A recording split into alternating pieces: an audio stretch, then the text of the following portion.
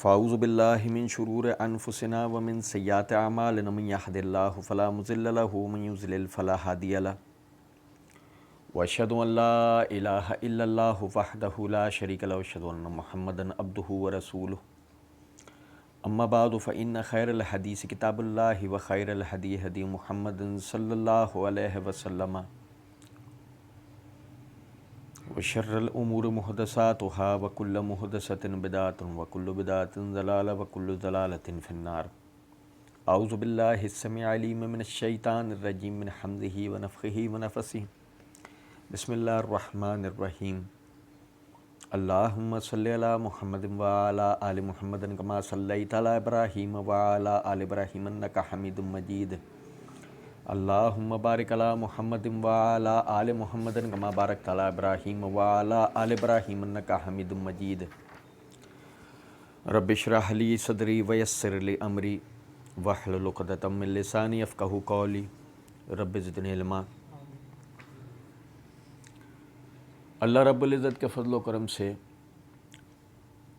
Mirza engineer کے pamphlet واقعہ کربلا کا حقیقی پس منظر 72 صحیح الاسناد احادیث کی روشنی میں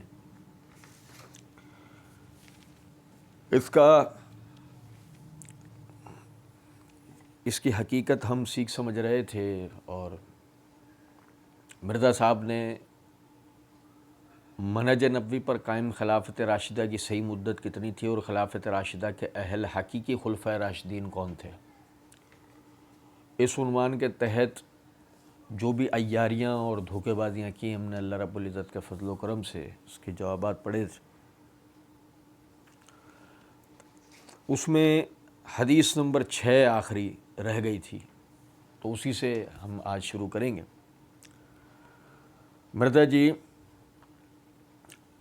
نمبر 6 کے عنوان سے لکھتے ہیں کہ صحیح بخاری کی حدیث میں کہ سیدنا عبداللہ بن عمر رضی اللہ تعالیٰ عنہ بیان فرماتے ہیں کہ میں اپنی ہمشیرہ ام المومنین سیدہ حفصہ رضی اللہ عنہا کے پاس گیا اس حال میں کہ ان کے بالوں سے پانی ٹپک رہا تھا۔ میں نے ان سے عرض کی کہ لوگوں کا معاملہ جو صورت اختیار کر گیا ہے آپ بخوبی اس سے واقف ہیں، میرا تو کوئی دخل اس امر میں نہیں رہ گیا۔ اب یہاں مرزا جی نے امر کے آگے بریکٹ میں خلافت اور اقتدار جو نا وہ لکھا ہے، یعنی سمجھے ذرا اس بات کو نا۔ مرزا جی نے خود بھی یعنی امر کا جو لفظ تھا وہ لکھ کے اور آگے بریکٹ میں اسے خلافت اور اقتدار لکھ دیا۔ پھر آگے کیا لکھتے ہیں کہ ام المومنین نے فرمایا تم ابھی جاؤ کیونکہ لوگ تمہارا انتظار کر رہے ہیں اور مجھے ڈر ہے کہ تمہارے نہ جانے سے انتشار و افتراق پیدا ہوگا۔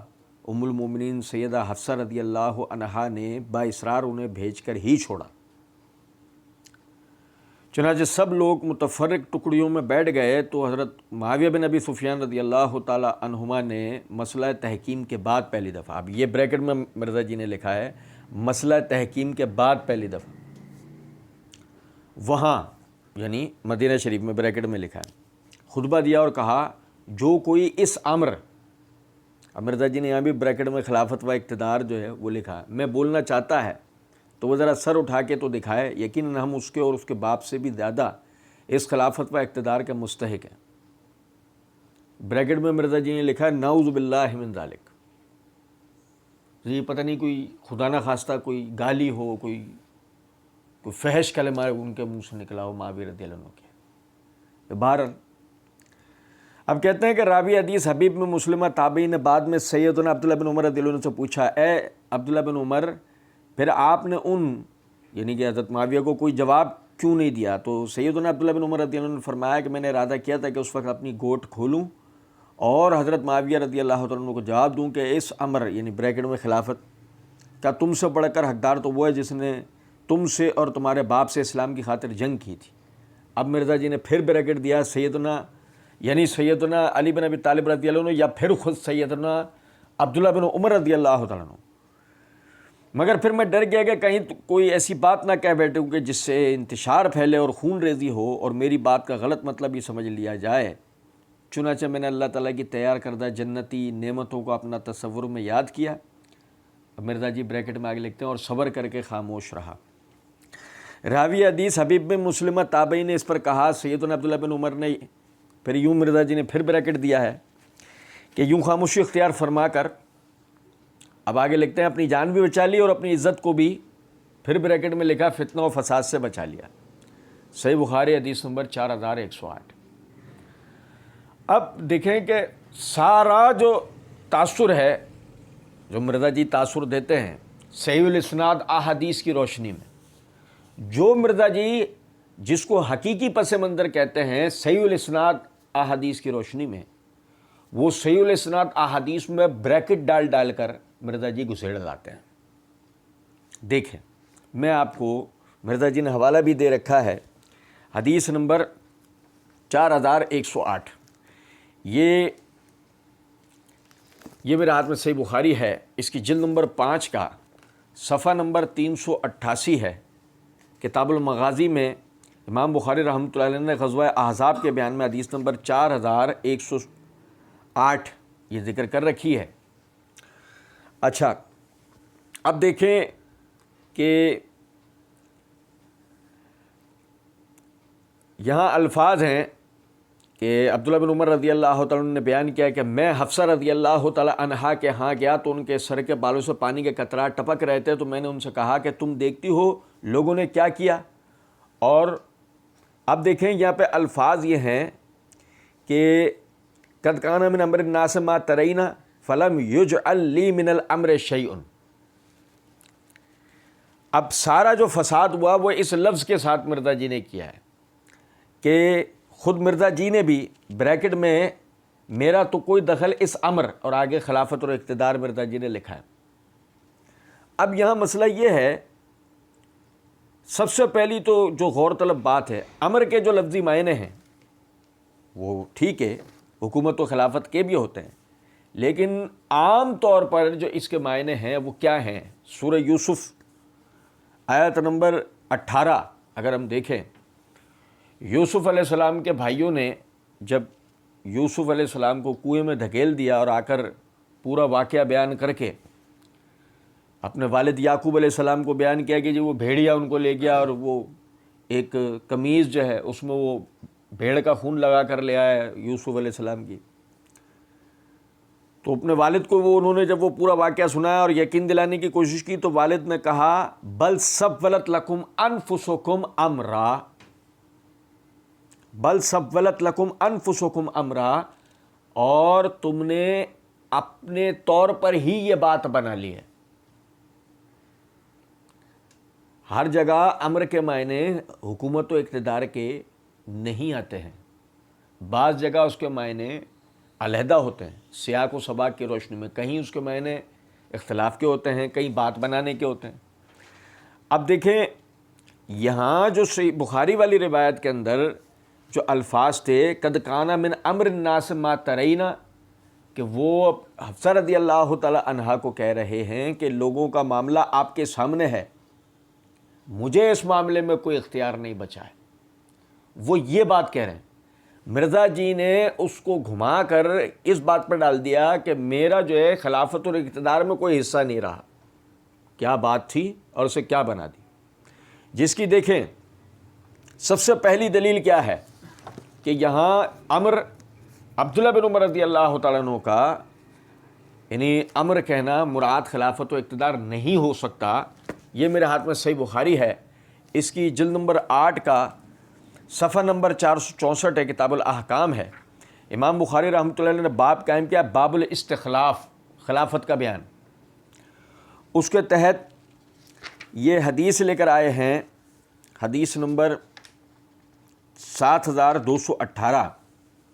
عبداللہ بن عمر رضی اللہ تعالیٰ عنہما نے بیان کیا ہے کہ عمر رضی اللہ تعالیٰ عنہ نے جب آپ زخمی ہو گئے تو ان سے کہا گیا کہ آپ اپنا خلیفہ کسی کو کیوں نہیں منتخب کر دیتے ہیں؟ تو آپ نے فرمایا کہ اگر کسی کو خلیفہ منتخب کرتا ہوں تو اس کی بھی مثال ہے کہ اس شخص نے اپنا خلیفہ منتخب کیا تھا جو مجھ سے بہتر تھے، یعنی ابو بکر رضی اللہ تعالیٰ عنہ، اور اگر میں اسے مسلمانوں کی رائے پر چھوڑتا ہوں تو اس کی بھی مثال موجود ہے کہ اس بزرگ نے خلیفہ کا انتخاب مسلمانوں کے لیے چھوڑ دیا تھا جو مجھ سے بہتر تھے، یعنی نبی اکرم صلی اللہ علیہ وسلم۔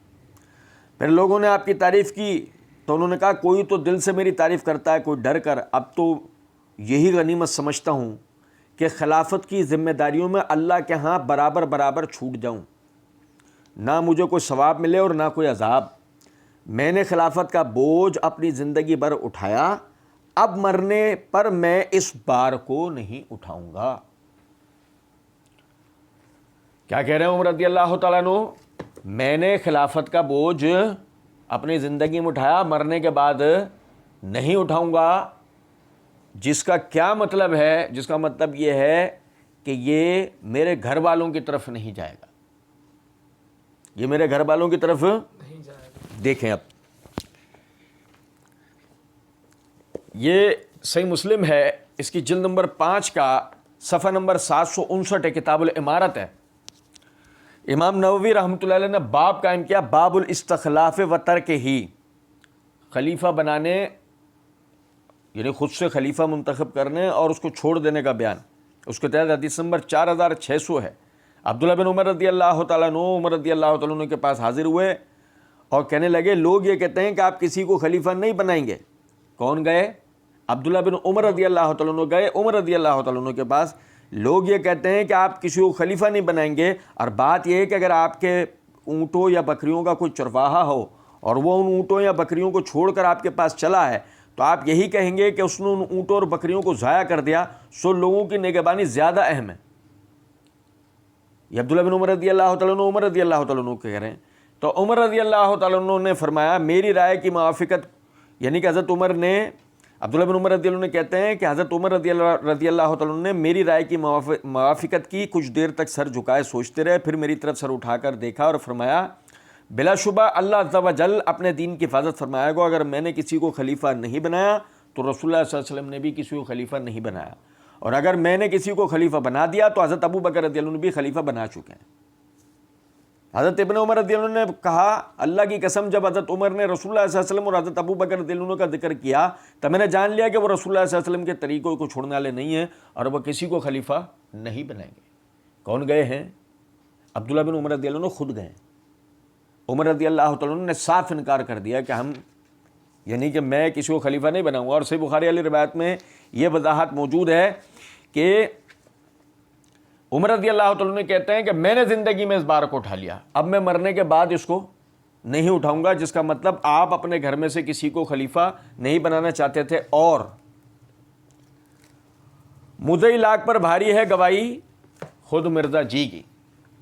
مرزا جی نے اسی صفحے پر، صفحہ نمبر 3 پر جہاں حدیث نمبر 6 نقل کر رکھی ہے، اسی صفحے کے اوپر پہلی لائن کے اندر مرزا جی نے صحیح بخاری کی حدیث نمبر 3700 نقل کی، اور اس کے اندر یہ مرزا جی کا کیا ہوا ترجمہ ہے کہ مرزا جی کہتے ہیں کہ عمر رضی اللہ تعالی عنہ نے فرمایا کہ 6 افراد کو مشاورت کے لیے چن لو، ان 6 افراد کے ساتھ سیدنا عبداللہ بن عمر رضی اللہ تعالیٰ عنہ بھی مشاورت میں موجود ہوں گے، لیکن خلافت میں اس کا کوئی حصہ نہیں ہوگا۔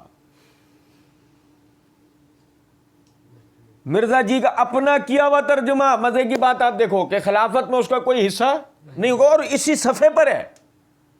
میں عموماً کہا کرتا ہوں مرزا جی کو غور سے سننے کی اور اس جگہ پر آ کے غور سے پڑھنے کی ضرورت ہے۔ کہاں کس طرح یہ بندہ عیاری اور مکاری کر جاتا ہے ہمیں اندازہ بھی نہیں ہو پاتا۔ آپ دیکھیں اوپر ہی لکھ کر آیا ہے کہ عبداللہ بن عمر کا خلافت میں کوئی حصہ نہیں، اور نیچے حدیث نمبر 6 کے تحت کہہ رہے ہیں کہ وہ معاویہ رضی اللہ تعالیٰ عنہ کو اپنی خلافت و اقتدار کے لیے جواب دینے بیٹھ گئے تھے، صرف مسلمانوں کے انتشار کی وجہ سے خاموش ہو گئے۔ اچھا جی، پھر دیکھیں اس پمفلٹ کے لکھنے کے سال بعد مرزا جی نے باقاعدہ مسئلہ نمبر 157 پارٹ 1 کے اندر بھی اس بات کو زبانی بھی کہا، اور پھر کہا کہ عبداللہ بن عمر کو بھی مشورے کے لیے شامل کر لینا، لیکن اس کو خلیفہ نہ چننا، یعنی وہ ملوکیت والا معاملہ نہ ہو جائے۔ مرزا جی باقاعدہ عبداللہ بن عمر رضی اللہ تعالیٰ عنہ کو خلیفہ نہ چننے کے اوپر تو ملوکیت کی بات کر رہے ہیں کہ جی اگر ان کو بعد میں خلیفہ چن لیا جائے تو یہ تو ملوکیت والا معاملہ ہو جائے گا۔ سوال پیدا ہوتا ہے جب حدیث نمبر یہ جب صحیح بخاری کی حدیث نمبر 4108 بیان کر رہے ہوتے ہو، جب یہ سب باتیں کیوں بھول جاتے ہو؟ جب کیوں نہیں تمہیں یہ یاد آتا ہے؟ لیکن وہی بات نا کہ مرزا جی کے اندھے بہرے لنگڑے لولے مقلدین جو ہے وہ مرزا جی کی عیاری اور مکاری کو نہیں سمجھ پاتے. پھر آپ دیکھیں کہ خود مرزا جی کا کیا ہوا، یعنی کہ مرزا جی آگے کہتے ہیں کہ معاویہ رضی اللہ تعالیٰ عنہ نے جب کہا کہ جو شخص بھی خلافت و اقتدار کے معاملے میں بولنا چاہتا ہے تو ذرا سر اٹھا کر تو دکھائے، یقیناً ہم اس کے اور اس کے باپ سے بھی زیادہ اس خلافت کے مستحق ہیں. مرزا جی نے آگے کہا نعوذ باللہ من ذالک. اچھا دیکھیں، بلکہ اس سے بھی پہلے یہ سمجھیں کہ مرزا جی نے ترجمے میں لکھا ہے حدیث کے کہ ام المومنین سیدہ حفصہ رضی اللہ تعالی عنہا نے با اصرار انہیں بھیج کر ہی چھوڑا. اچھا دیکھیں کہ یہ جو نا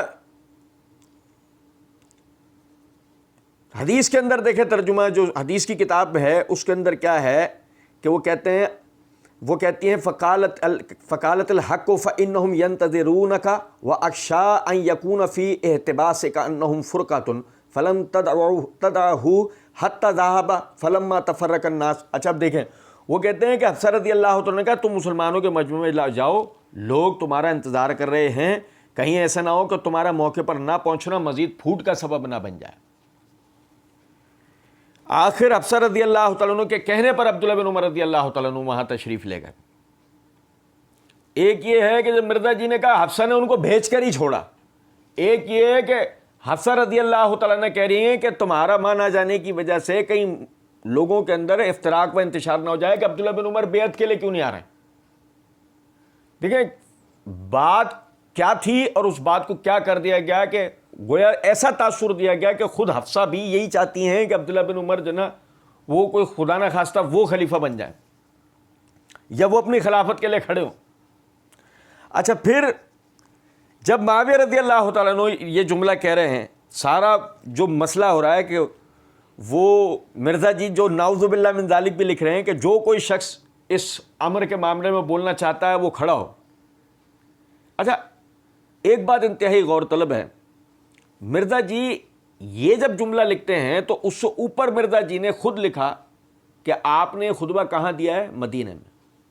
اور آپ لوگوں کو یاد ہوگا، زیادہ نہیں، پچھلے ہی دنوں ہم نے مرزا جی کی اس پھپتی کے بارے میں پڑھا تھا کہ سیدنا عبادہ بن صامت رضی اللہ تعالیٰ عنہ، وہ سعد بن عبادہ رضی اللہ تعالیٰ عنہ جو کہ انصار میں سے ہیں، وہ ابو بکر صدیق رضی اللہ تعالیٰ عنہ کے زمانے میں بقول مرزا جی کے وہ اپنی خلافت کے لیے کھڑے ہو گئے تھے.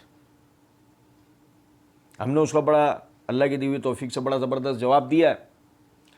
آپ سمجھیں ذرا اس بات کو کہ باقاعدہ مرزا جی نے خود وہاں پر یہ حدیث بیان کی ہے کہ ابو بکر صدیق رضی اللہ تعالیٰ عنہ انہوں نے وہاں پر یہ حدیث سنائی کہ نبی صلی اللہ علیہ وسلم نے فرمایا خلافت ہمیشہ قریش میں رہے گی، خلافت ہمیشہ قریش میں رہے گی، یہ انصار کی طرف نہیں جا سکتی. اب جب یہ انصار کی طرف نہیں جا سکتی تو آپ اس بات کو سمجھیں مدینے میں رہائشی کون ہے؟ مدینے میں اکثریت انصار کی ہے. اور باقاعدہ جب عثمان رضی اللہ تعالیٰ عنہ شہید ہوئے تو وہ کہاں ہوئے؟ مدینہ میں. اور اس وقت بھی باغیوں نے اپنی مرضی سے خلیفہ چننے کی کوشش کی، جبکہ الائمۃ من القریش کے تحت خلافت قریش میں رہتی اور وامروہم شورا بینہم کے تحت باہمی مشاورت سے طے ہوتی، اہل شورا کرتے. یہ سمجھ رہے بات کو نہیں؟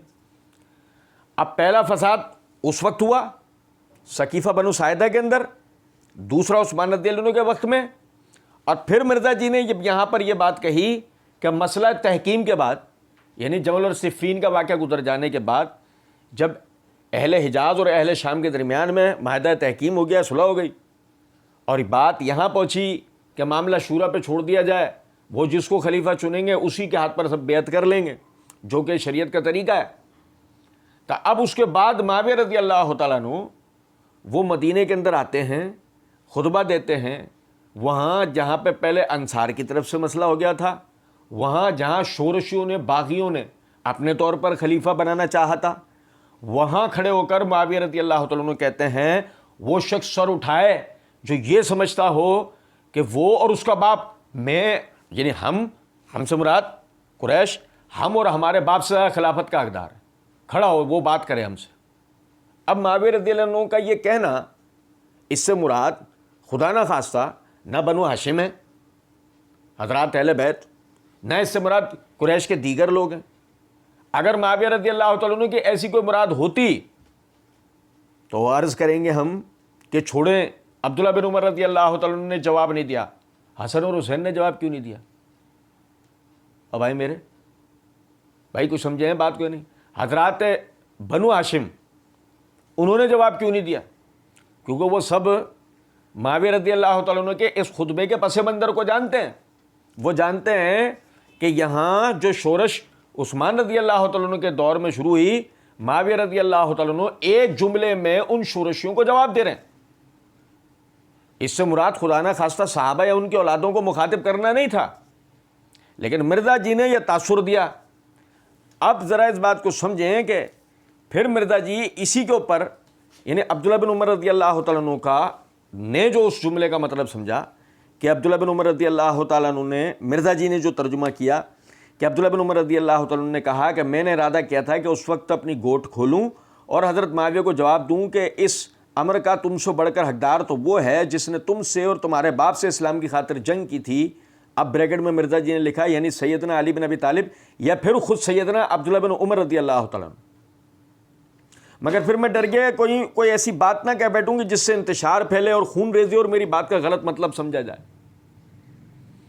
मैंने जैसे अर्ज़ किया कि वही बात कि जो अब्दुल्ला बिन उमर रज़ियल्लाहु तआला अन्हु कहना चाह रहे थे कि मेरी बात का गलत मतलब ना ले लिया जाए, वही मिर्ज़ा जी के अंधे बहरे लंगड़े लूले मुकल्लिदीन ने गलत मतलब लिया। जबकि खुद मिर्ज़ा जी इसी सफ़े पे ऊपर लिख चुके हैं, हदीस नंबर सही बुखारी हदीस नंबर 3700 के तहत कि अब्दुल्ला बिन उमर रज़ियल्लाहु अन्हु का खिलाफत में कोई हिस्सा था ही नहीं। जब खिलाफत में कोई हिस्सा उनका था ही नहीं तो फिर वो अगर खड़े होकर ये बात करते हैं तो वो मुआविया रज़ियल्लाहु तआला अन्हु को जवाब देते हुए गलती करेंगे। अब इस बात को समझें। अब इसके बाद ये देखें, ये मेरे हाथ में मुस्नद अहमद है, इसकी जिल्द नंबर 1 का सफ़ा नंबर 277 है, हदीस नंबर 475 है। यजीद बिन मवाहब कहते हैं कि हज़रत उस्मान गनी रज़ियल्लाहु तआला अन्हु ने हज़रत अब्दुल्ला बिन उमर रज़ियल्लाहु तआला अन्हु को काजी बनने की पेशकश की। उन्होंने फरमाया कि मैं 2 आदमियों के दरमियान फैसला करूंगा और न ही इमामत करूंगा। क्या आपने नबी अलैहिस्सलाम को ये फरमाते हुए नहीं सुना कि जो अल्लाह की पनाह में आ जाए वो मुकम्मल तौर पर महफूज हो जाता है? फरमाया क्यों नहीं। उस पर हज़रत अब्दुल्ला बिन उमर रज़ियल्लाहु तआला अन्हु ने फरमाया मैं अल्लाह की पनाह में आता हूँ कि आप मुझे कोई ओहदा दें। चुनांचे हज़रत उस्मान रज़ियल्लाहु अन्हु ने उन्हें छोड़ दिया और फरमाया कि किसी से इसके बारे में बात मत कीजिएगा। देखें, ये तो मुआविया रज़ियल्लाहु अन्हु का दौर है। उस्मान रज़ियल्लाहु तआला अन्हु ने अपने दौरे खिलाफत में अब्दुल्ला बिन उमर रज़ियल्लाहु अन्हु को ओहदा देना चाहा। अब्दुल्ला बिन उमर रज़ियल्लाहु तआला अन्हु ने इस जिम्मेदारी, इस अमानत को उठाना गवारा नहीं किया, बल्कि अपने आप को अल्लाह की पनाह में रखा कि कहीं मैं इस मामले में अल्लाह का जवाब देना हूं। अब आप समझें इस बात को कि मुआविया रज़ियल्लाहु अन्हु का दौर तो फिर बाद में आता है। उस्मान रज़ियल्लाहु तआला अन्हु के दौर में अब्दुल्ला बिन उमर रज़ियल्लाहु अन्हु ने ओहदा कबूल करने से इनकार कर दिया, तो वो अब्दुल्ला बिन उमर जो खलीफा के मातहत काजी बनने को तैयार नहीं है, वो खलीफा बनने की बात कैसे कर सकते हैं?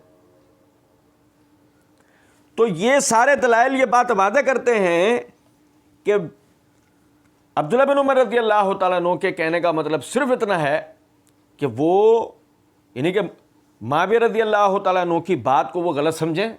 वो समझें कि मुखातिब जो है अब्दुल्ला बिन उमर रज़ियल्लाहु तआला अन्हु जैसे हजरात हैं, और जो मिर्ज़ा जी ने कहा कि तुमसे ज़्यादा हकदार वो है जो तुमसे और तुम्हारे बाप से लड़ा, और ब्रैकेट में मिर्ज़ा जी ने लिखा अली बिन अबी तालिब और अब्दुल्ला बिन उमर।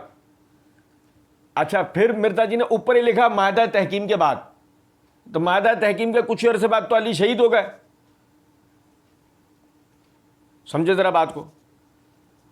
मुआविया शाम में है, हसन रज़ियल्लाहु तआला अन्हु ने बेत ली लोगों से और बेत तफवीज़ कर दी मुआविया रज़ियल्लाहु अन्हु के हाथ में। तो जो मुआविया रज़ियल्लाहु तआला अन्हु ने आके मदीने में खुतबा दिया वो अपनी खिलाफत के अय्याम में दिया है, माहिदा तहकीम के बाद नहीं दिया। समझे हैं कुछ बात को या नहीं? तो फिर अब्दुल्ला बिन उमर रज़ियल्लाहु अन्हु के ये कहना मिर्ज़ा जी का ब्रैकेट में तासुर देना कि इससे मुराद अब्दुल्ला बिन उमर یا علی بن ابی طالب ہے یا خود عبداللہ بن عمر ہے. علی بن ابی طالب تو شہید ہو گئے, وہ اس سے مراد کیسے ہو سکتے ہیں؟ وہ تو اس وقت موجود ہی نہیں ہے. صرف عبداللہ بن عمر موجود ہیں, وہ ہی اپنے جملے سے مراد ہو سکتے تھے. لیکن مسئلہ یہ ہے کہ عبداللہ بن عمر رضی اللہ تعالیٰ عنہ تو ان کا تو خلافت میں خود کوئی حصہ ہی نہیں ہے بقول مرزا جی کے. تو پھر اس سے مراد عبداللہ بن عمر رضی اللہ عنہ اگر خود کو سمجھتے ہیں تو مرزا جی پھر اس حساب سے تو عبداللہ بن عمر رضی اللہ عنہ غلطی پر ہے, جبکہ بات ایسے نہیں ہے. اور دیکھیں خود عبداللہ بن عمر رضی اللہ عنہ نے یہ کہہ کے بات واضح کر دی, میں خاموش اس لیے ہو گیا کہ کہیں میری بات سے انتشار نہ پھیلے اور خون ریزی نہ ہو اور میری بات کا غلط مطلب ہی نہ سمجھ لیا جائے. لیکن عبداللہ بن عمر رضی اللہ عنہ نے تو اپنا دامن صاف کر دیا, لیکن مرزا جی نے پھر بھی وہی غلط مراد لی ان کی بات کی, اور اس سے مرزا جی نے دیگر لوگوں کو بھی گمراہ کرنے کی کوشش کی. اچھا دیکھیں پھر آگے آخر میں مرزا جی ترجمہ اس طرح لکھتے ہیں کہ راوی حدیث حبیب بن مسلمہ تابعی نے اس پر کہا کہ سیدنا عبداللہ بن عمر نے بریکٹ میں لکھا یوں خاموشی اختیار کر کے اپنی جان بھی بچا لی اور اپنی عزت کو بھی بریکٹ میں فتنہ و فساد سے بچا لیا. اچھا آپ دیکھیں یہاں اپنی جان بچا لی کس لفظ کا ترجمہ ہے, جبکہ آپ دیکھیں کہ جبکہ روایت کے اندر یعنی حبیب بن مسلمہ الفاظ یہ کہہ رہے ہیں حفظ تھا وہ اسم تھا, آپ محفوظ رہے اور آپ کی عزت بھی محفوظ رہی. اب آپ محفوظ رہے سے مراد فتنے سے, جو خود مرزا جی نے بھی ترجمہ کیا, اور یعنی آپ کی عصمت بھی محفوظ رہی, آپ یعنی اپنی عزت بھی بچائی, وہی مراد فتنہ ہے کہ آپ کی بات سے کوئی فتنہ خدا نہ خواستہ مسلمانوں میں نہ ہو جاتا. غور طلب نکتہ ہے کہ معاویہ رضی اللہ تعالیٰ عنہ سے ان کو اپنی جان کا کوئی خطرہ کسی قسم کا نہیں تھا, لیکن مرزا جی نے تاثر یہ دیا کہ ان کو ان کی جان کا خطرہ ہو گیا. پھر اس کے بعد مرزا جی نے بی لکھ کر عنوان قائم کیا ہے کہ خلیفہ راشد سے بغاوت بدعت ہے, جنگ جمل صفین اور نہروان میں سیدنا علی رضی اللہ عنہ کی حقانیت اور شہادت سیدنا عثمان.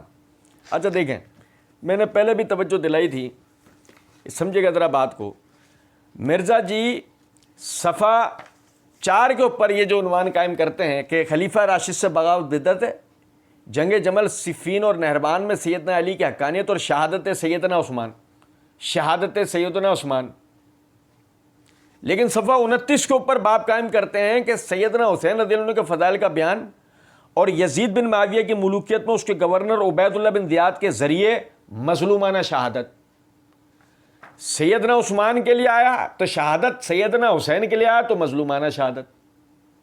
اب سوال یہ پیدا ہوتا ہے کہ کیا عثمان رضی اللہ تعالیٰ عنہ کی شہادت مظلومانہ نہیں تھی؟ میں نے پہلے بھی توجہ دلائی تھی, یہ مرزا جی کی رافضیت کی واضح دلیل ہے کہ عثمان رضی اللہ تعالیٰ عنہ کی شہادت تو مظلومانہ نہیں لگ رہی ہے, حسین رضی اللہ تعالیٰ عنہ کی شہادت مظلومانہ لگ رہی ہے. حالانکہ جس طرح سیدنا حسین رضی اللہ تعالیٰ عنہ اپنے اہل خانہ سمیت مظلومانہ شہید کیے گئے, بالکل اسی طریقے سے عثمان رضی اللہ تعالیٰ عنہ بھی مظلومانہ شہید کیے گئے ہیں, جیسا کہ ہم نے اللہ تعالیٰ کی دی ہوئی توفیق سے صحابہ کے باہمی اختلافات کی حقیقت میں اس بات پر پڑھا تھا. اچھا پھر مرزا جی کہتے ہیں خلیفہ راشد سے بغاوت بدعت. اچھا یہ بغاوت, یہاں پہ مرزا جی نے جو لفظ بغاوت جو لکھا ہے یہ بڑا غور طلب ہے. دیکھیں میں آپ کو بتاؤں, مسئلہ نمبر 157 پارٹ 1 کے اندر مرزا جی لکھتے ہیں, کہتے ہیں علیکم بسنتی کے تحت یہ تو ہے ہی مخالفین کے بارے میں کہ ان کے مخالفین بدعت پہ ہوں گے. یعنی علیکم بسنتی و سنت الخلفاء راشدین, یہ جو حدیث ہم پڑھنے جا رہے ہیں مرزا جی نے نقل کی ہے کہ تمہارے لیے میری سنت اور میرے خلفاء راشدین کی سنت لازم ہوگی. مرزا جی کہتے ہیں اس کے تحت تو ہے ہی یہ کہ ان کے مراد خلفاء راشدین کے مخالفین بدعت پہ ہوں گے. تو باغی یہاں بغاوت والے وہ کون ہیں؟ وہ مخالفین ہیں, مخالفت کرنے والے, یعنی کہ خلفاء راشدین کے. اور مطلب کچھ ہی جملوں کے بعد آگے مرزا جی نے یہ بات کہی ہے, یہ تو ہے ہی خلفۂ راشدین کے بارے میں کہ ان کے مخالفین بدعت پہ ہوں گے۔ اچھا دیکھیں، مرزا جی نے وہاں جو خلفۂ راشدین کے مخالفین بدعت پہ ہوں گے، یہاں خلیفہ راشد سے بغاوت بدعت ہے، یا واحد کا لفظ استعمال کیوں کیا ہے؟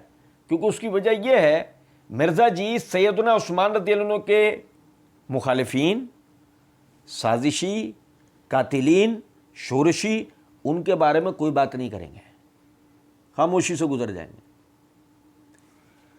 یعنی شہادت عثمان کا باب بھی قائم کر دیا مرزا جی نے، لیکن یہ پورا باب مکمل ہو جائے گا اور کہیں بھی عثمان رضی اللہ عنہ کی شہادت کے حوالے سے تفصیلات نہیں ہوں گی۔ کیونکہ مسئلہ یہ ہے، میں بارہا یہ بات کہا کرتا ہوں کہ اگر آپ شہادت عثمان کے بارے میں تحقیق کریں گے تو آپ کو قاتلین حسین آزادانہ گھومتے پھرتے نظر آئیں گے، اصل قاتلین حسین کا پتہ لگے گا۔ یہی وجہ ہے کہ عیاری اور چلاکی یہ کی جاتی ہے کہ ہمارے واعظین و ذاکرین معاملات کو شروع کرتے ہیں جمل سے، شہادت عثمان سے نہیں۔ یہی وجہ ہے کہ اصل قاتلین نظر آتے حسین رضی اللہ عنہ کے اصل قاتلین کا پتہ نہیں لگتا کہ وہ کون لوگ تھے۔ ہم نے تو خیر اللہ کے توفیق سے اس کے حوالے سے بات کر رکھی ہے۔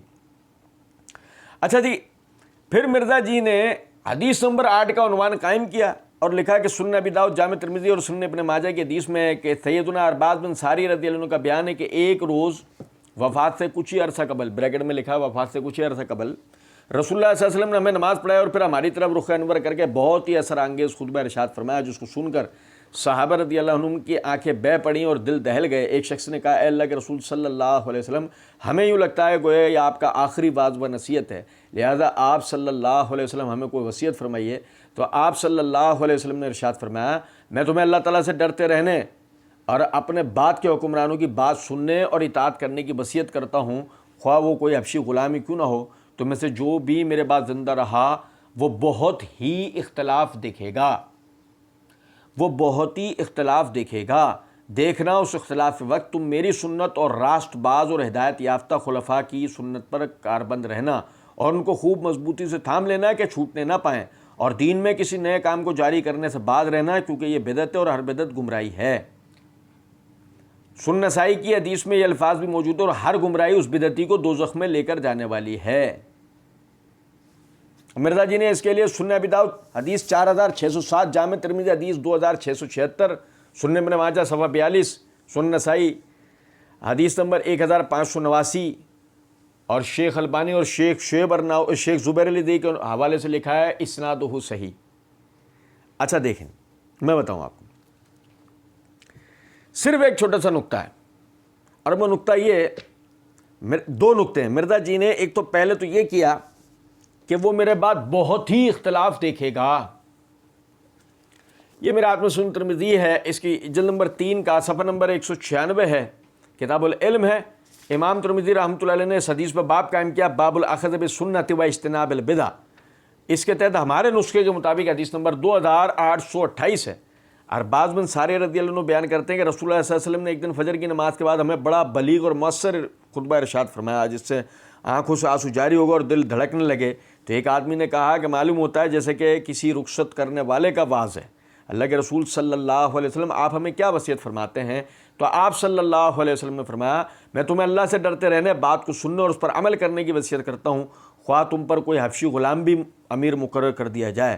جو شخص تم میں سے زندہ رہا، اب بھائی دیکھیں، جو شخص تم میں سے زندہ رہا، اب حدیث کے اندر کیا الفاظ ہے؟ فَإِنَّهُ مَن يَعِيشُ مِنكُم، جو تم میں سے میرے بعد زندہ رہا، یرا اختلافاً کثیراً، تو وہ بہت سا اختلاف دیکھے گا، وہ بہت سا اختلاف دیکھے گا۔ اچھا اب دیکھیں، ایک ہے کہ بہت سا اختلاف دیکھے گا اور ایک ہے بہت ہی اختلاف دیکھے گا۔ بظاہر اس میں کوئی جملے میں فرق نہیں نظر آتا بظاہر، لیکن اصل مسئلہ یہ ہے بہت ہی میں جو مبالغہ ہے وہ یہ بات واضح کرتا ہے کہ جو مرزا صاحب نے اگلا باب قائم کیا، اور ہم نے ابتدا میں ہی اس کے اوپر پکڑ کی ہے مرزا جی کی، کہ مرزا جی کا اگلا باب یہ ہے، رسول اللہ صلی اللہ علیہ وسلم نے اپنی وفات سے 1 مہینہ قبل مستقبل میں ہونے والے حکومتی بگاڑ سے متعلق غیبی خبریں دے دی تھی۔ یعنی کہ مرزا جی نے تاثر یہ دیا ہے کہ نبی صلی اللہ علیہ وسلم کے بعد اس مسلمانوں کی حکومت کبھی بھی یعنی سنوری ہوئی نہیں تھی، ایسی نہیں تھی کہ جس میں اسلام ترقی کرے، جس میں مسلمان ترقی کریں، بلکہ مرزا جی نے اس حدیث سے بھی یہ تاثر دے دیا کہ وہ بہت ہی اختلاف دکھے گا، اور اختلاف کی صورت میں کون سی ترقی ممکن ہے؟ اگر اختلاف و انتشار ہو تو اس قوم میں کون سی ترقی ممکن ہو سکتی ہے؟ اچھا اب دیکھیں، حدیث کے اندر تو الفاظ تھے، اچھا پھر الفاظ ہیں کہ نبی صلی اللہ علیہ وسلم نے فرمایا فمن ادرکا ذالک منکم، جو تم میں سے ان اختلاف کے زمانے کو پالے، فعلیہ بسنتی و سنت الخلفاء الراشدین المہدیین، تو اس پر میرا طریقہ اور میرے خلفاء راشدین جو کہ ہدایت یافتہ ان کا طریقہ لازم ہوگا۔ اب یہ مطلقاً خلفاء راشدین کے ہدایت یافتہ ہونے کی طرف توجہ دلاتی ہے بات۔ مرزا جی نے کہا اور ہدایت یافتہ خلفاء کی سنت پر کاربند رہنا ہے۔ اب ظاہر ہے کہ جسے مرزا جی اپنے گمان میں ہدایت یافتہ سمجھتے ہیں، مرزا جی یہ اس کو گنیں گے۔ جیسے مثال کے طور پہ بقول مرزا جی نے جیسے اس سے پہلے حدیث نقل کر رکھی ہے کہ جی سیدنا محمد بن حنفیہ تابعی رحمہ اللہ وہ بیان کرتے ہیں کہ میں نے اپنے والد گرامی سے پوچھا کہ رسول اللہ صلی اللہ علیہ وسلم کے بعد اس امت کے لوگوں میں سب سے افضل شخصیت کون سی ہے؟ تو سیدنا علی نے فرمایا کہ سیدنا ابو بکر۔ میں نے کہا پھر ان کے بعد کون نے؟ فرمایا سیدنا عمر۔ پھر مجھے خدشہ ہوا کہ اگر اب کی بار پوچھا تو آپ سیدنا عثمان کا نام لیں گے، چنانچہ میں نے کہا سیدنا ابو بکر اور سیدنا عمر کے بعد تو آپ ہی افضل ہیں، تو آپ نے انکساری سے فرمایا میں تو عام مسلمانوں میں سے ایک مسلمان ہوں۔ یعنی مرزا جی نے اس سے پہلے حدیث نقل کر کے تاثر دے دیا کہ ہدایت یافتہ میں ابو بکر و عمر ہیں، پھر علی ہیں، پھر مرزا جی نے عمر بن عبدالعزیز کو گن رکھا ہے، اور محمد بن عبداللہ المہدی آخری مسلمانوں کے خلیفہ۔ اب غور طلب نکتہ ہے کہ ان کے علاوہ مرزا جی کی نظر میں کوئی خلیفہ راشد ہی نہیں ہے۔ تو یہی وجہ ہے کہ حدیث میں تو مطلقاً یہ لفظ تھا کہ میرا طریقہ اور میرے خلفاء راشدین کا طریقہ۔ نہیں سمجھے کچھ بات کو؟ مرزا جی نے جو باقاعدہ ترجمہ اس طرح کیا ہے راست باز اور ہدایت یافتہ خلفاء، راست باز اور ہدایت یافتہ خلفاء، اب سے تاثر دے دیا کہ جس میں یعنی کہ ہماری بیان کردہ راست بازی اور ہدایت نظر آئے گی وہ۔ اور یہی وجہ ہے کہ میں نے پہلے بھی یعنی کہ اسی ریسرچ پیپر 5B کے جواب میں پہلے بھی سوال نمبر 1 اٹھایا ہے مرزا جی اور مرزا جی کی پوری ذریت سے کہ آپ خلافت راشدہ کی مدت کتنی ہے یہ تو بیان کر رہے ہیں، لیکن پہلے یہ تو بتائیں خلافت راشدہ کہتے کس کو ہیں؟ خلافت علی منہاج النبوہ کہلاتی کیا ہے؟ کوئی ایک آدھ پمفلٹ پہلے اس پہ لکھتے ہیں نا، تو پھر اس کے بعد یہ بات ہوتی ہے کہ اس خلافت علی منہاج النبوہ پہ کون کون خلیفہ تھا جو پھر خلیفہ راشد کہلائے گا، راست باز اور ہدایت یافتہ۔ سمجھے ہیں کچھ بات کو یا نہیں؟ اچھا پھر اس کے بعد مرزا جی آگے کہتے ہیں حدیث نمبر 9 کے تحت کہ مسند احمد مستدرک حاکم اور سنن نسائی کبریٰ کی حدیث میں ہے کہ سیدنا ابو سعید خدری رضی اللہ عنہ بیان فرماتے ہیں کہ ہم رسول اللہ صلی اللہ علیہ وسلم کے انتظار میں بیٹھے ہوئے تھے کہ آپ صلی اللہ علیہ وسلم اپنی کسی اہلیہ محترمہ کے گھر سے تشریف لے آئے، پھر ہم بھی آپ صلی اللہ علیہ وسلم کے ہمراہ ہو لیے۔ اس دوران آپ صلی اللہ علیہ وسلم کا جوتا مبارک ٹوٹ گیا تو سیدنا علی بن ابی طالب رضی اللہ عنہ اس مبارک جوتے کو مرمت کرنے کی وجہ سے پیچھے رہ گئے، اور ہم رسول اللہ صلی اللہ علیہ وسلم کے ہمراہ چلتے رہے یہاں تک کہ آپ صلی اللہ علیہ وسلم سیدنا علی رضی اللہ عنہ کے انتظار میں رک گئے اور ہم بھی ٹھہر گئے۔ وہاں آپ صلی اللہ علیہ وسلم نے ارشاد فرمایا تم میں ایک ایسا خوش نصیب شخص بھی ہے کہ جو قرآن حکیم کی تفسیر کی خاطر، اب بریکٹ میں مرزا جی نے لکھا ہے مسلمانوں سے قتال کرے گا، جیسا کہ مجھے قرآن حکیم کی تنزیل بریکٹ میں لکھا حقانیت کی خاطر بریکٹ میں لکھا کفار سے قتال کرنا پڑا۔ یہ سن کر ہم سب شوق سے آپ صلی اللہ علیہ وسلم کی طرف متوجہ ہوئے اس امید سے کہ شاید میں ہی وہ خوش نصیب شخص ہوں، اور اس وقت ہمارے درمیان سیدنا ابو بکر اور سیدنا عمر بھی موجود تھے۔ سیدنا ابو بکر رضی اللہ عنہ نے عرض کی کیا میں ہوں؟ آپ صلی اللہ علیہ وسلم نے ارشاد فرمایا نہیں۔ سیدنا عمر رضی اللہ عنہ نے عرض کیا کہ کیا میں ہوں؟ آپ صلی اللہ علیہ وسلم نے ارشاد فرمایا نہیں، تم میں سے کوئی، بریکٹ میں پھر مرزا جی نے لکھا تم میں سے کوئی بھی ایسا شخص نہیں۔ بلکہ وہ خوش نصیب تو میرے جوتے گانٹنے والا ہے. اب بریکٹ میں لکھا ہے یعنی سیدنا علی بن ابی طالب رضی اللہ عنہ.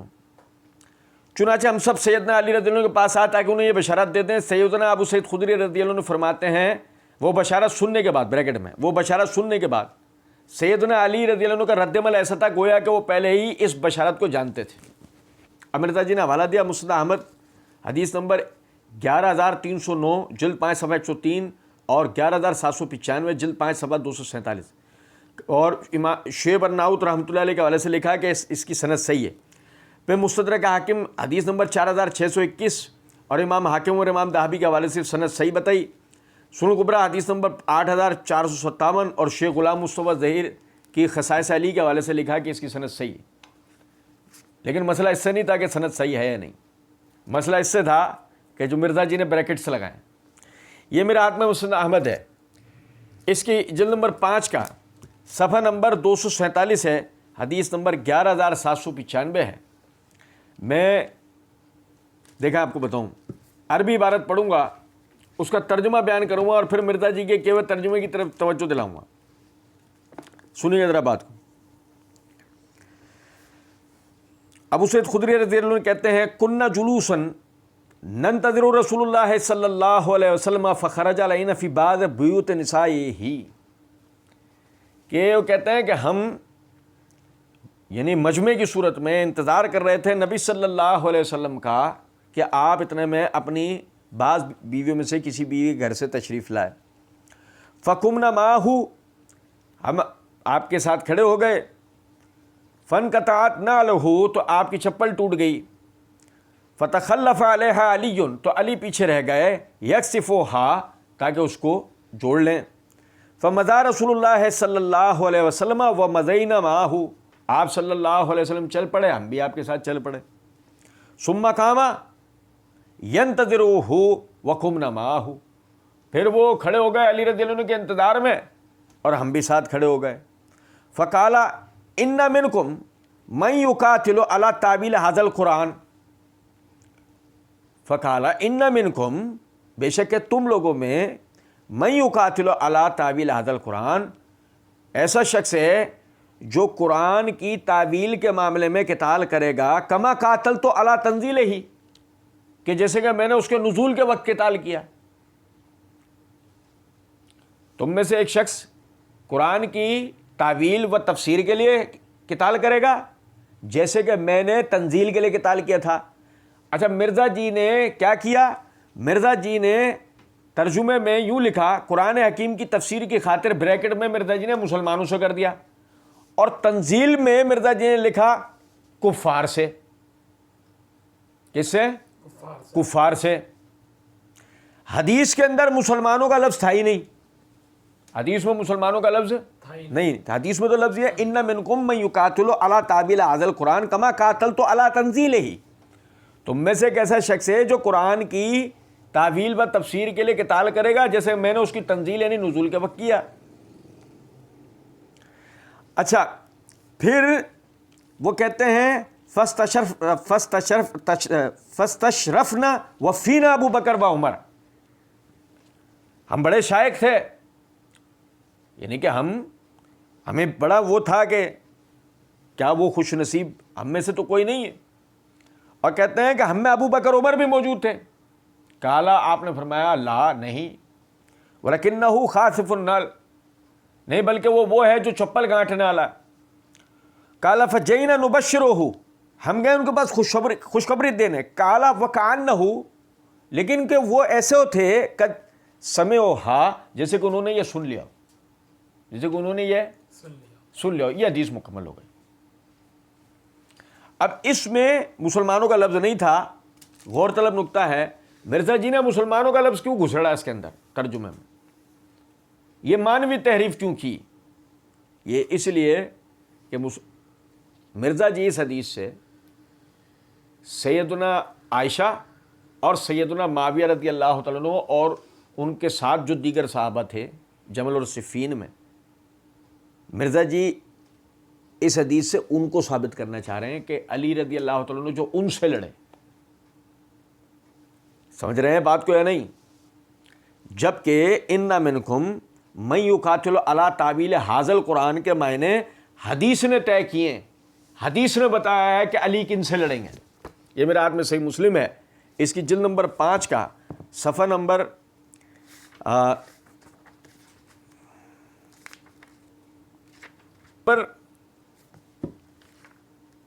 2 کا صفحہ نمبر ہے 997۔ سنیے گا ذرا بات کو، حدیث نمبر ہے 2364۔ رسول اللہ صلی اللہ علیہ وسلم کے غلام حضرت عبداللہ بن ابی رافع رضی اللہ تعالیٰ عنہ بیان کرتے ہیں کہ خوارج کا جس وقت ظہور ہوا، کن کا؟ خوارج کا، حروریہ کا جس وقت خروج ہوا، ظہور ہوا، تو وہ عبداللہ بن ابی رافع وہ کہتے ہیں کہ وہ حضرت علی رضی اللہ عنہ کے ساتھ تھے۔ انہوں نے کہا اللہ کے سوا کوئی حاکم نہیں، خوارج نے کہا اللہ کے سوا کوئی حاکم نہیں، تو سیدنا علی رضی اللہ عنہ نے فرمایا کلمۃ حق ارید بہا باطل، کہ جو آیت پڑھی ہے وہ تو حق ہے لیکن جو اس سے مراد لی ہے وہ باطل ہے۔ کیا تعویل ہے قرآن کی؟ کیا تعویل ہے قرآن کی؟ علی خوارج کے خلاف بتا رہے ہیں، اہل شام کے خلاف نہیں بتا رہے، اہل جمل کے خلاف نہیں بتا رہے، خوارج کے خلاف بتا رہے ہیں۔ کلمۃ حق ارید بہل باطل، کلمہ تو حق پڑھا ہے، عبارت جو قرآن کی پڑھی ہے وہ تو حق ہے، ان الحکم الا للہ، یہ تو حق ہے، مگر اس سے مراد ہمیں لیا ہے، یہ مراد باطل ہے۔ انہ من یقاتل ان منکم من یقاتل علی تعویل ھذا القرآن، تم میں سے ایک وہ ہے جو قرآن کی اصل تفسیر میں قتال کرے گا، اصل تفسیر کے معاملے میں قتال کرے گا۔ یہ واضح کر دیا حدیث نے کہ اس سے مراد سیدنا علی رضی اللہ عنہ کا خوارج سے لڑنا ہے۔ اور پھر سیدنا علی رضی اللہ عنہ کی زبانی سنیں، اس سے پہلے حدیث نمبر 2363، زید بن وہب جونی بیان کرتے ہیں کہ وہ اس لشکر میں تھے جو حضرت علی رضی اللہ عنہ کے ساتھ خوارج سے جنگ کے لیے گیا تھا۔ حضرت علی رضی اللہ عنہ نے فرمایا اے لوگوں، میں نے رسول اللہ صلی اللہ علیہ وسلم سے سنا ہے، آپ نے فرمایا میری امت میں ایک قوم ظاہر ہوگی، وہ ایسا قرآن پڑھیں گے کہ ان کے پڑھنے کے سامنے تمہارے قرآن پڑھنے کی کوئی حیثیت نہیں ہوگی، ان کی نمازوں کے سامنے تمہاری نمازوں کی کوئی حیثیت نہیں ہوگی، ان کے روزوں کے سامنے تمہارے روزوں کی کچھ حیثیت نہیں ہوگی۔ وہ یہ سمجھ کر قرآن پڑھیں گے کہ ان کے لیے یہ فائدہ مند ہے، لیکن در حقیقت وہ ان کے لیے نقصان دہ ہوگا۔ نماز ان کے گلے سے نیچے نہیں اتر سکے گی، اور وہ اسلام سے ایسے نکل جائیں گے جیسے تیر شکار سے نکل جاتا ہے۔ جو لشکر ان کی سرکوبی کے لیے جا رہا ہے، اگر وہ اس کو ثواب کو جان لے جس کا وعدہ اللہ تعالیٰ نے ان کے نبی کی زبان پر کیا ہے، تو وہ باقی اعمال کو چھوڑ کر اسی پر بھروسہ کر بیٹھیں گے۔ ان کی نشانی یہ ہے کہ ان میں سے ایک ایسا آدمی ہے جس کے شانے میں ہڈی نہیں ہے اور اس کا شانے کا سر عورت کے سینے کی طرح ہے، اس پر سفید رنگ کے بال ہیں۔ اب آگے عربی عبارت پڑھ رہا ہوں میں کہ تاکہ کوئی یہ نہ کہے کہ ترجمے میں اپنی طرف سے جو ہے وہ بات ڈال دی۔ سنیے گا ذرا بات کو کہ فتذهبون الى معاویہ و اہل الشام، فتذهبون الى معاویہ و اہل الشام وتتركون هؤلاء يخلفونكم في ذراركم واموالكم، تم معاویہ اور اہل شام کا ارادہ کرتے ہو، تم معاویہ اور اہل شام کا ارادہ کرتے ہو اور تم انہیں چھوڑ رہے ہو، یہ تمہارے پیچھے تمہاری اولاد اور تمہارے مالوں کو نقصان پہنچا دیں گے۔ بخدا مجھے امید ہے کہ یہ وہی قوم ہے جس نے نہا خون بہایا اور لوگوں کی چراگاہوں کو لوٹ لیا۔ لو بھائی سیدنا علی کیا کہہ رہے ہیں؟ تم کیا معاویہ اور اہل شام کو سمجھ رہے ہو؟ معاویہ اور اہل شام نہیں ہے، یہ ہے خوارج۔